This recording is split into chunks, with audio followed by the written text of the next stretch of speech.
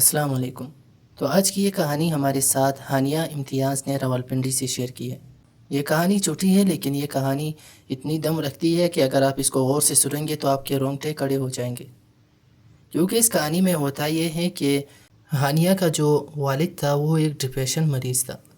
تو اس کے دادا جان اسے کہتے ہیں کہ تم لوگ نانی جان کے گھر میں شفٹ ہو جاؤ جب تک تمہارے والد صاحب کی طبیعت ٹھیک نہ ہو جائے۔ لیکن اس کا جو گھر کا نیچے والا حصہ تھا وہ تقریباً 35 سے 40 سال پرانا تھا، تو اس میں بہت زیادہ ہانٹڈ قصے پہلے ہی سے ہو چکے تھے، کیونکہ اس کی ہانیہ کی جو چھوٹی خالہ تھی اس نے 3 دفعہ اس میں بغیر سر والے آدمی کو دیکھا تھا، اور اسی طرح باہر کے مہمان جو آئے تھے انہوں نے بھی کسی دوسری مخلوق کو وہاں پر محسوس کیا تھا۔ تو کہانی بہت ہی زیادہ خوفناک اور ڈراؤنی ہے، تو چلیے بنا دیر کیے اسٹارٹ کرتے ہیں۔ میرا نام ہانیہ امتیاز ہے اور میرا تعلق راولپنڈی سے ہے۔ آج سے تقریباً 7 سال پہلے کی بات ہے۔ اس وقت میرے والد بہت شدید بیمار تھے۔ انہیں اکثر انزائٹی اٹیکس آتے تھے اور وہ خوشی خود کی کوشش کرتے تھے۔ اچھا، یہاں پر میں خوشی و خود کا ورڈ اس لیے یوز کر رہا ہوں کیونکہ بعض ورڈ کی ممانعت ہے یوٹیوب پہ، اور یہ سب کچھ ہمارے گھر کا ایک معمول بن چکا تھا۔ تو ہمارے دادا جان اور ہماری نانی جان نے ہمیں ایک مشورہ دیا کہ تم لوگ نانی جان کے گھر کے نیچے والے حصے میں شفٹ ہو جاؤ جب تک تمہارے والد کی طبیعت سنبھل نہ جائے، ہم اکیلے نہ رہیں۔ میرے نانی کے گھر کے 2 حصے ہیں۔ جو نچلا والا حصہ تھا وہ تقریباً 35 سے 40 سال پرانا بنا ہوا ہے، اور جو اوپر والا حصہ ہے وہ تقریباً کافی وقت پہلے تعمیر کیا گیا تھا۔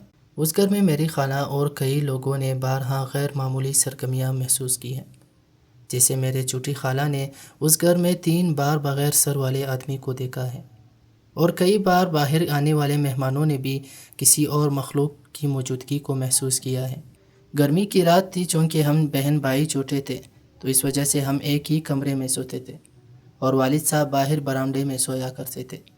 وہ کمرے میں کھڑکی تھی جس سے برآمدہ اور سے نظر آتے تھے۔ گرمی کی وجہ سے ہم کھڑکی کھول کر سوتے تھے۔ اس وقت رات کے تقریباً 2:30 بجے کا وقت تھا۔ ہم سب سوئے ہوئے تھے کہ اچانک میری امی کی رونے کی آواز آنے لگی۔ میں پہلے 10 سے 15 منٹ یہی سوچ کر سو رہی تھی کہ شاید میں خواب دیکھ رہی ہوں، اور یہی سوچتے سوچتے 10 سے 15 منٹ گزر گئے، اور بند آنکھوں سے یہی سوچ رہی تھی کہ امی آخرکار کیوں رو رہی ہے۔ ہم تو صحیح سوئے ہوئے تھے، کوئی لڑائی جھگڑا بھی نہیں ہوئی تھی، تو کیوں امی رو رہی ہے؟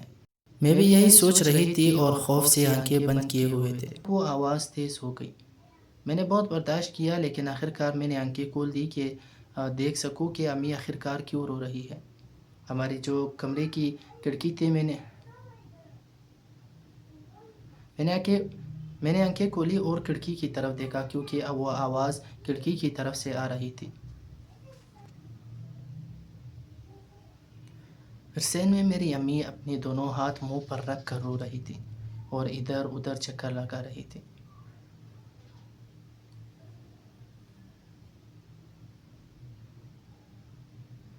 میں بہت پریشان ہو گئی۔ امی کی چال میں بہت عجیب سی لچک تھی۔ اس کے بال بہت لمبے تھے، بہت لمبے، اور حلیہ بھی بہت عجیب تھا۔ میں یہ سب دیکھ کر بہت خوفزدہ ہو گئی، تو میں نے ہمت کر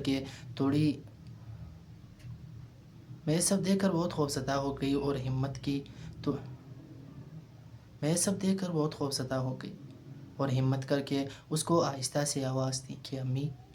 شاید اولر کی وجہ سے وہ آواز اس تک نہ پہنچی، تو میں نے تھوڑی اونچی آواز سے اسے کہا کہ امی۔ تو جو منظر میں نے دیکھا اس سے میری روح کانپ اٹھی۔ وہ میری امی نہیں تھی، بلکہ کوئی اور مخلوق تھی جس کا چہرہ کسی جانور جیسا تھا، اور وہ میری طرف دیکھ کر ایک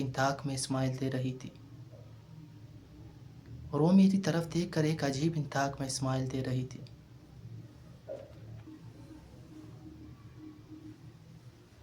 وہ ایک کریپی اسمائل کر رہی تھی، لیکن میں فوراً چیخنے لگی اور امی امی پکارنا شروع کر دیا۔ میری آواز سن کر سب گھر والے جاگ گئے۔ تو جیسے ہی سب نے آنکھیں کھولی تو میں نے دیکھا کہ میری امی سامنے والے بستر پر سو رہی تھی۔ وہ عورت کون تھی جو کھڑکی میں تھی میں نہیں جانتی، لیکن یہ ایک واقعہ تھا جو میں نے آپ کے ساتھ شیئر کیا، لیکن یہ ایک واقعہ تھا جو میرے ساتھ ہوا تھا۔ تو دوستو، یہ تھی ایک کہانی جو ہمارے ساتھ اس نے شیئر کی تھی۔ اگر آپ کو بھی اپنی کہانی مجھ سے نریٹ کروانی ہے تو آپ اس دیے ہوئے واٹس ایپ نمبر پر ہم سے شیئر کر سکتے ہیں۔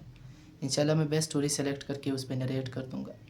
تو ملتے ہیں دوسری ویڈیو کے ساتھ۔ اپنا اور اپنے پیاروں کا بہت سارا خیال رکھیے گا۔ اللہ حافظ۔